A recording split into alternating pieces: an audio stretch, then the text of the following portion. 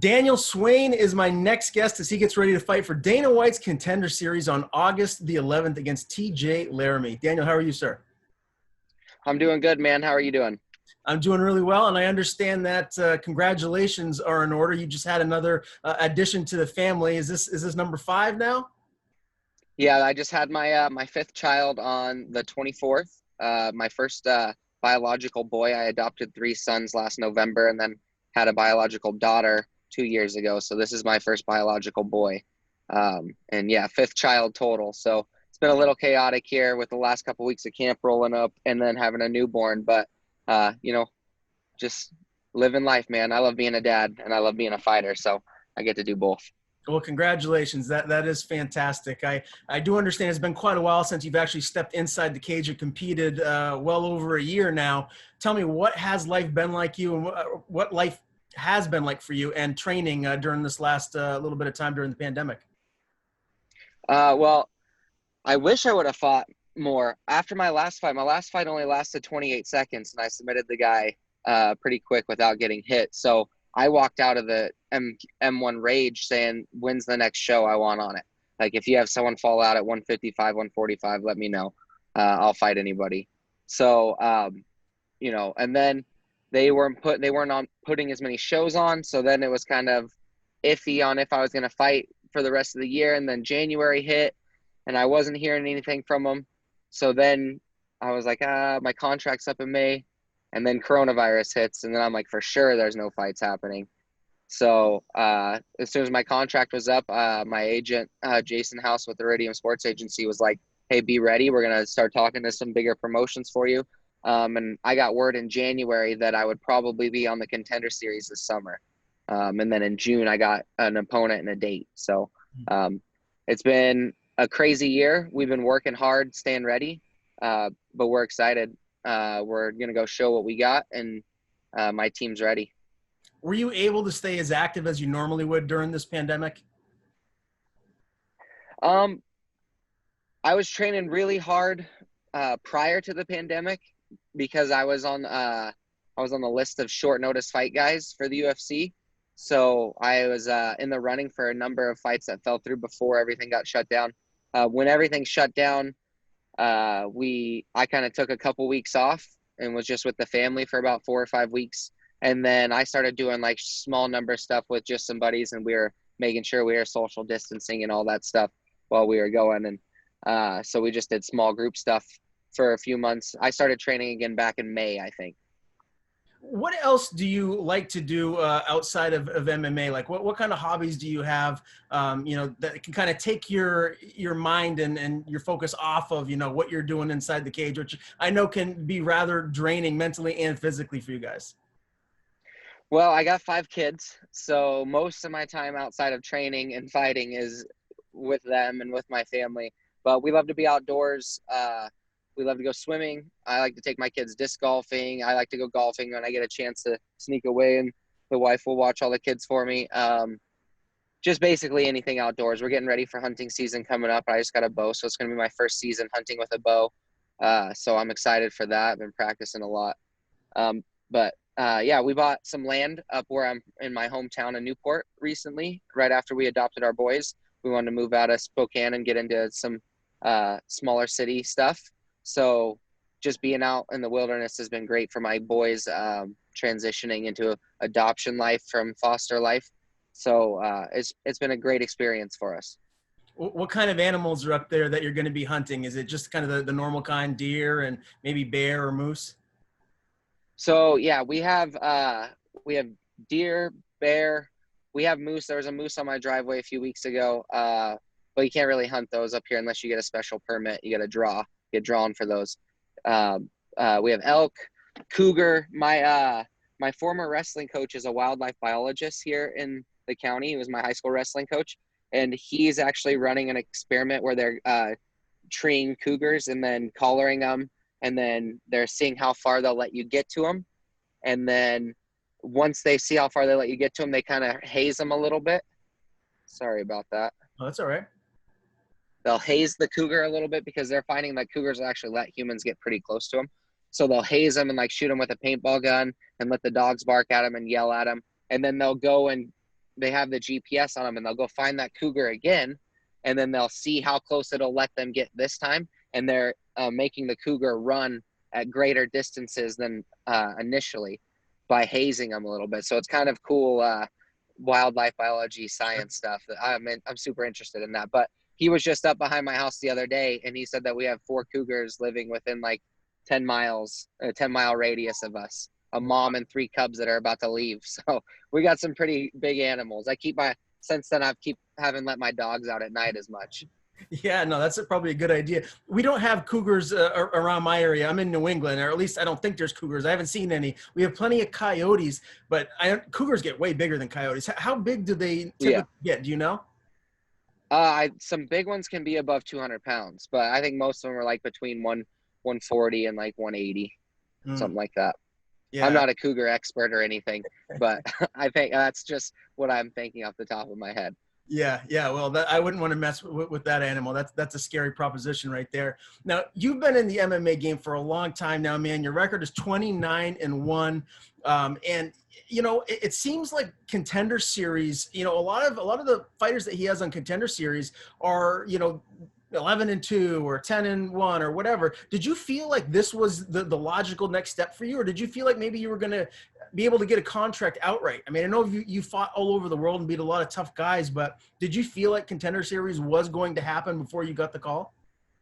Well, I think it has been a long road, and it's been my goal since I was 13 to fight in the UFC. I watched my very first UFC fight was Matt Hughes versus Carlos Newton, and I was like, "Yep, that's what I'm going to do when I'm done wrestling. I'm going to do that." So it's been a goal since I was 13, but it's been the ultimate goal since I was 19 when I started actually fighting. So for it to have to go, it kind of makes sense that I have to take kind of the extra step of the Contender Series to get there.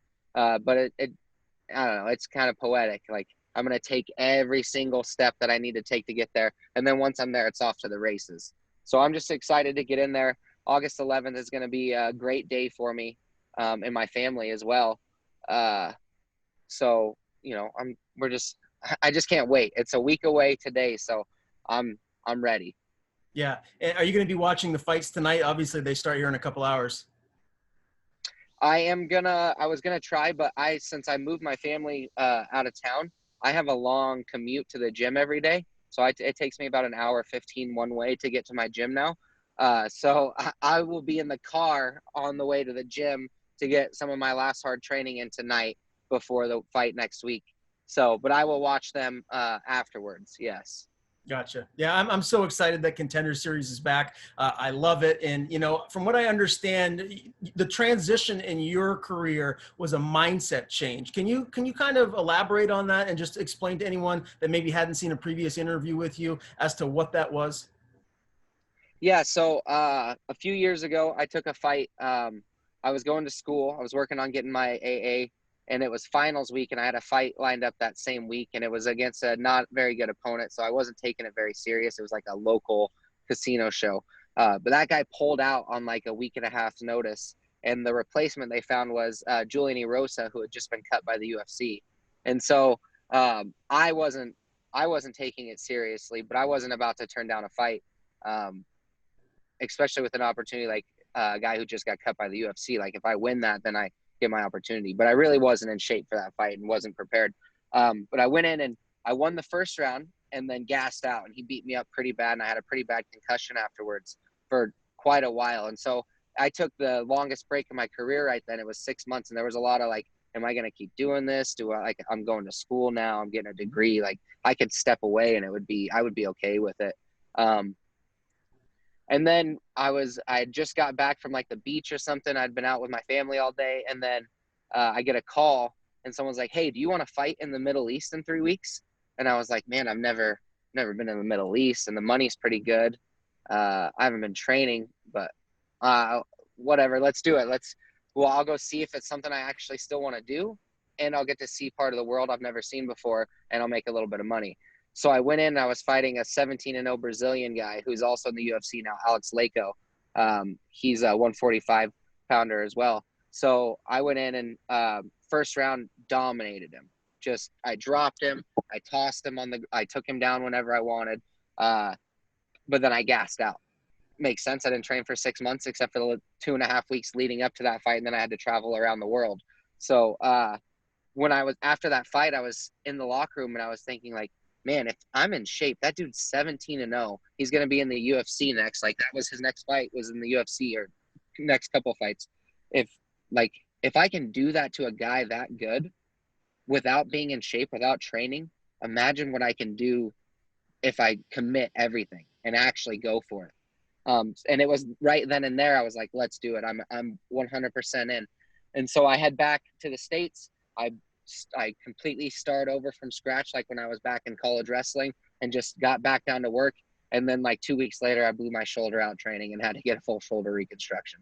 But that mindset never changed. It wasn't like, oh man, this sucks. Like maybe this is a sign to quit. This was like, nah, this is just another opportunity for me to grow. This is like, we're restarting. So all right, let's take a year off. Let's rehab this body. Let's get it right. And let's do it for reals. And since then I've gone 4-1. And the only loss I've had was a leg break.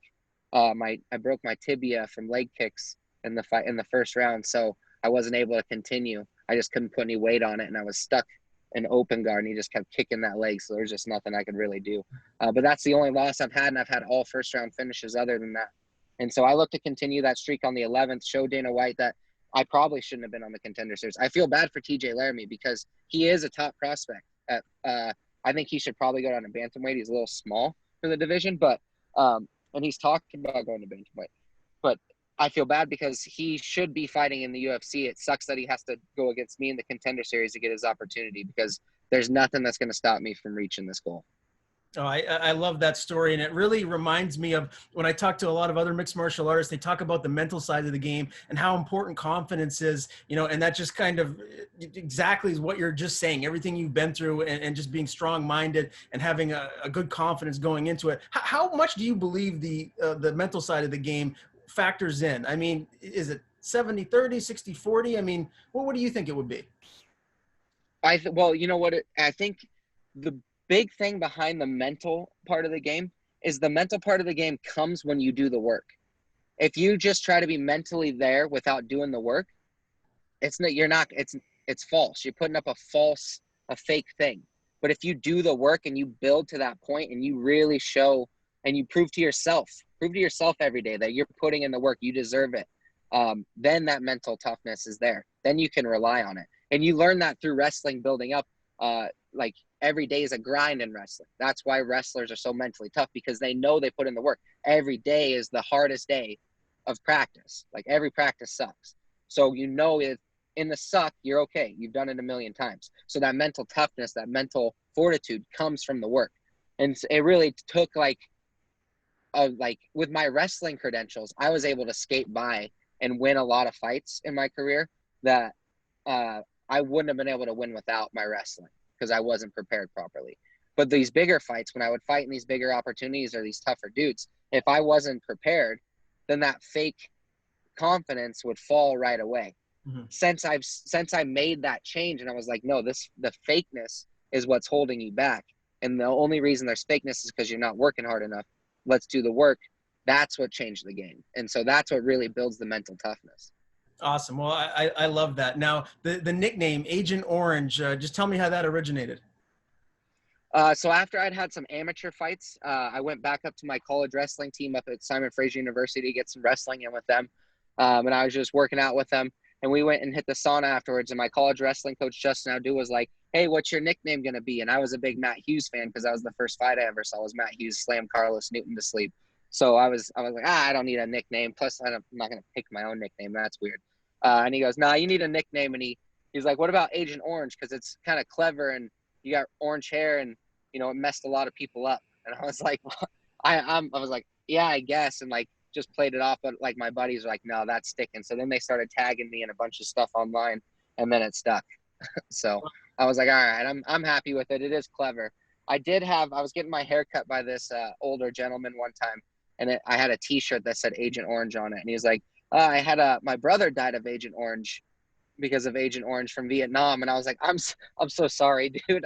He's like, no, I get it. It's actually a pretty good nickname for a fighter. I get that. But yeah, it's I was wondering why you had that on your shirt. I was like, I'm so sorry.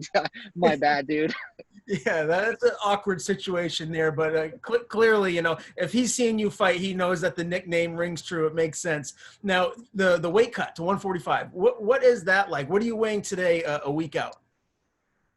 A week out right now, dude, I'm like 157-ish. I'm not far off. I'm feeling pretty good, dude. My weight's perfect. My nutrition's on point. My strength conditioning's on point. We're doing everything like a professional. As soon as I found out, like with M1 it's always kind of tricky because like they would tell you when you were going to fight, but then they would never announce anything and they wouldn't send you a contract or anything. And then all of a sudden, 3 weeks before the date that they told you, you hadn't heard from them, they'd make a post and be like, he's fighting this day. And I'd be like, we need to do visas and stuff because I got to go to Russia. And I just like, you told me, I guess, but you like never confirmed anything. So it was always kind of sketchy and not really knowing. But as soon as I got with Jason House and Meridian, it was like, he's like, the next step's the big one. So we started professionalizing everything, nutrition, cardio, all that good stuff.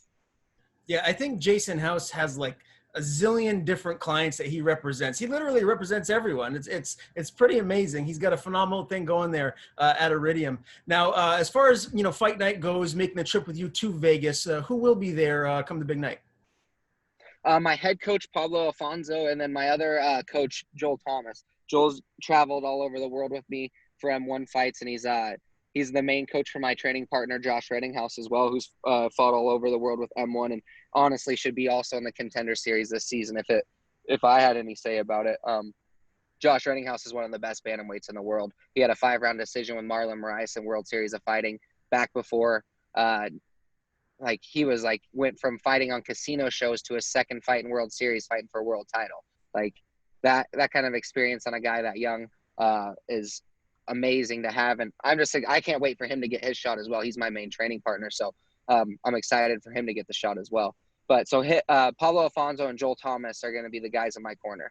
Very cool. And, a lot of fighters feed off of the fans in the arena. This obviously won't be the case come, Fight Night Contender Series. And obviously with this pandemic, who knows when fans will be back. How does that translate to your game? Do you get excited, or more excited and feed off of that? Or does it not really matter to you? It's kind of weird because I fought in Japan a couple times, and in Japan, the crowd is like almost dead silent, except for the few Americans from base that are screaming. But unless something happens, then like if a big takedown happens or a big strike happens, then they'll like cheer for a second, then it's dead silent again. But also coming from wrestling, where there are like crowds in the gyms and stuff, but it's still kind of like isolated wrestling. You can hear your coaches more than you can hear the crowd and stuff. So it's not something like. There's definitely feeding off of the crowd for sure. But also I feel like the judges can kind of be swayed by that as well too. Like I've definitely had points in fights where a guy throws like a big right hand and it like maybe grazes me. And then the crowd goes, oh, because I moved away from it. I'm like, and like in my brain, I'm like, that didn't even touch me. Why are you guys screaming? So it'll actually probably be pretty nice to not have to deal with stuff like that. But when it comes down to like my performance, I'm just going to go in and do my thing. Like I'm just focused on going in and being the best Daniel Swain I can be. And my coaches and my team have helped me get to that point, and we're ready to show the world what we can do.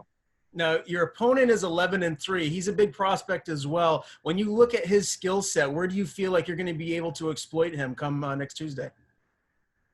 For sure, I have him in jiu-jitsu and wrestling. There's no doubt about that in my mind. I don't think there's any doubt about that in his mind.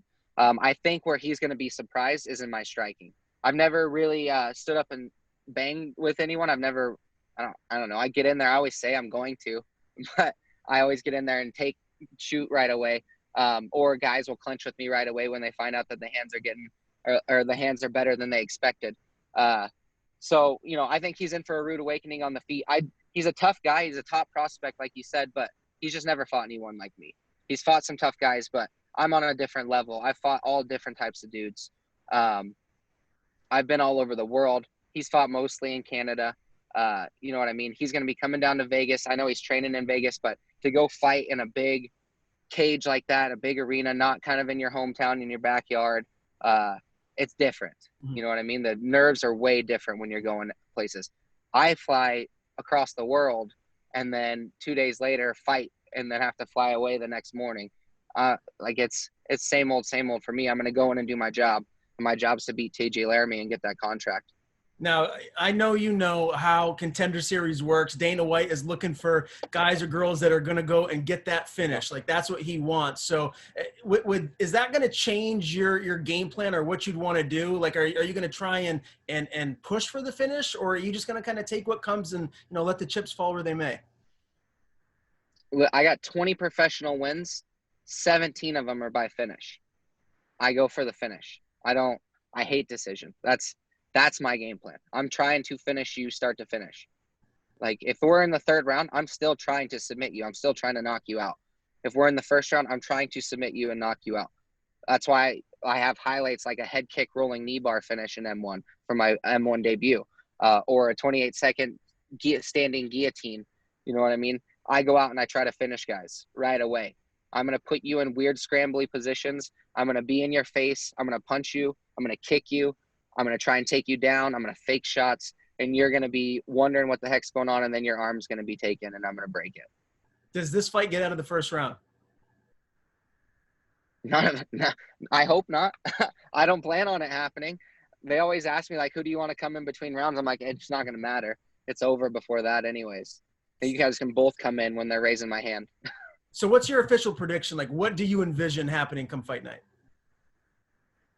I could see him coming out, trying to be aggressive. He really likes to push and pressure, and then running into some issues with my hands and my striking, and then him taking a bad shot and getting caught in a submission early, actually.